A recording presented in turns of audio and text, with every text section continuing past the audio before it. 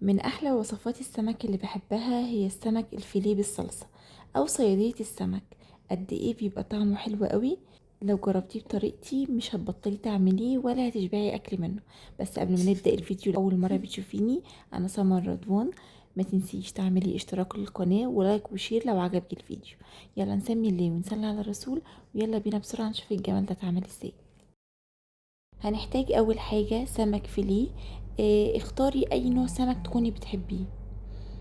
تمام، طبعا غسلته كويس قوي بالملح والليمون، نشفته كويس. بعد كده هبدا اجهز تتبيله سريعه كده. معايا معلقه صغيره من الثوم المفروم، ملح، بس ما تزوديش الملح قوي لان لسه هحط ملح في الصلصه بتاعه السمك. كمون، كزبره ناشفه، بابريكا، عصير نص ليمونه، معلقه كبيره من الخل. قلبت كويس قوي التتبيله مع السمك لحد ما كل قطعه سمك اتغلفت كويس بالتتبيله. بعد كده هسيبه دلوقتي على جنب. الخطوة اللي بعد كده رفعت الصينية على النار ونزلت فيها بحوالي 3 أو 4 معالق زيت كبار. اول ما الزيت سخن نزلت عليه ببصلاية متوسطة كنت مقطعها مكعبات.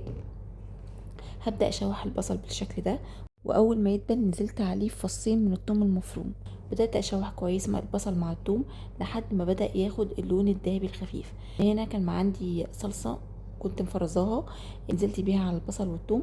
انا غطيت لحد ما الصلصة تفك. لو هتستخدمي طماطم فريش انا محتاجه كوبايه كبيره من عصير الطماطم. لو الطماطم اللي عندك لونها مش احمر كفايه ممكن وقتها تدعميها بمعلقه كبيره من معجون صلصه الطماطم. وبعد كده تغطي عليها برضو لحد ما تسبك. وحطيت التوابل، ملح وكمون وكزبره ناشفه، وزودتها كوبايه من الميه المغليه وقلبت كويس.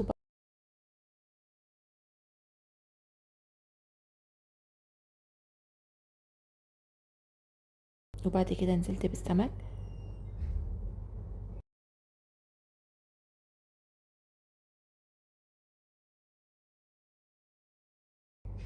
وبدأت اخد من الصلصة احط على الوش السمك بالشكل ده. يغلي بس غلوة واحدة، اكون مشغلة الفرن على درجة حرارة 200، الشبكة رف اوسط. هدخل الصينية، هتاخد حوالي نص ساعة. هتطلع معايا بالجمال ده. قد ايه ريحتها كانت قلب البيت حرفيا. ريحتها يا جماعة كانت خطيرة. الجناش اي حاجة خضرة، كزبرة او بقدونس او شبت، إيه اللي متاح عندك.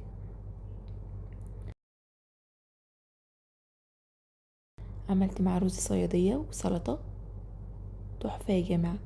السمك مستوي جدا، الصلصة طعمها خطير. شايفين السمك من جوه لونه ابيض وعامل ازاي. السمك بجد كريمي حلو قوي قوي قوي مع الرز والسلطة، طعمه خطير.